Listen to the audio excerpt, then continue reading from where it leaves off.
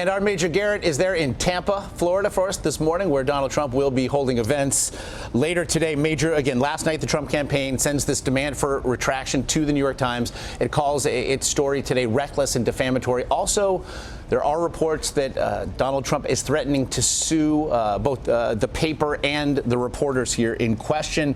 At this hour, what is your sense of where the campaign stands? That it's a threat, and they mean to enforce the threat, but until that happens, it's only a threat.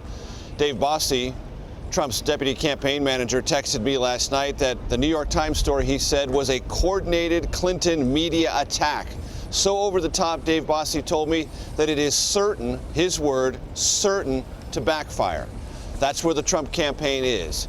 They believe that their supporters, and they're going to try to make the case that all of these accusations, which the campaign on Trump's behalf denies in blanket fashion, are arriving late in the campaign for the express purpose of undermining Trump's pursuit of the presidency.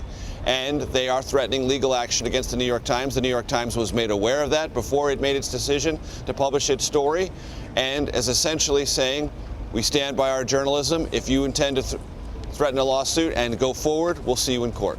Meanwhile, he, in doing so, that fire with fire mentality here, also, we're seeing reports that some of the Trump campaign want to paint Bill Clinton now as, their words, a Bill Cosby-like figure. Is their response then to this New York Times story just one example of this scorched earth strategy? Well, it's an escalating battle of innuendo, accusations, sexual assault, sexual misconduct, all of this swirling around in a giant cauldron. And the Trump campaign was preparing to go down this road even before this New York Times story broke. And it's not just the New York Times story. There's a Facebook post, there's a Palm Beach Post report. There are other reports, all of them sounding very similar, all of them essentially, if you look at them, ratifying what Trump said in his own words in that videotape that surfaced from Access Hollywood in 2005. And many of the women coming forward now, and this goes to the point that the Trump campaign means to use to undermine them. Well, why are you coming up now? Why so late in the campaign? The women, almost to a person, say, well, when I saw Donald Trump on Sunday at the second debate deny ever doing anything, saying he only engaged in boorish words, they said, no, that's not true, and that motivated them. So all of this is now coming together. In regards to Bill Clinton, the campaign on Sunday before the debate, we all remember this, rolled out 4 women, 3 who said they were assaulted by Bill Clinton, 1 who accused Hillary Clinton of working on a legal case that freed someone accused of assaulting a young girl. They were going to bring all this forward anyway and continue to make that case. That now is going to be amplified as much as the Trump campaign can amplify it.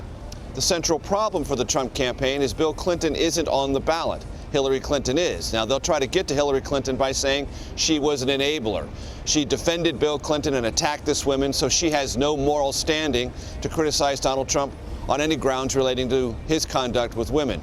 All of this is going to be debated and adjudicated by a public, I dare say, is probably already fatigued with the subject and likely to grow more so. And having that amplification be added now, they're seeing the WikiLeaks dumps added to as Donald Trump has looked to weave those into his rally appearances, all a part by the Trump campaign to really, they have essentially expressed to actively suppress Democratic turnout. How much concern is there, though, within, if not the Trump campaign, the GOP proper, that Trump's actions now are perhaps going to suppress Republican turnout come November 8th?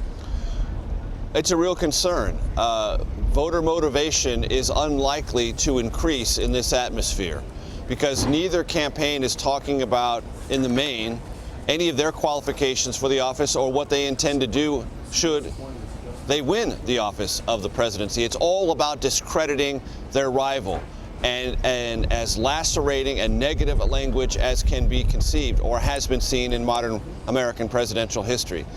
Those things tend to suppress turnout, and turnout, I believe, was always going to be less than it had been recently because these 2 nominees have for a very long time been unpopular, been viewed dimly on questions of trust and temperament, all the central qualifications of character for the presidency. So I never anticipated this election to be a high turnout one to begin with. It's likely it might be even lower than my expectations or the expectations of a lot of people in the political science community, just because this conversation is so dispiriting, and if it continues on this trajectory, utterly disconnected from the problems of the country, the possible solutions, and who actually has an agenda to meet them. Major Garrett there in Tampa, Florida. We do appreciate it.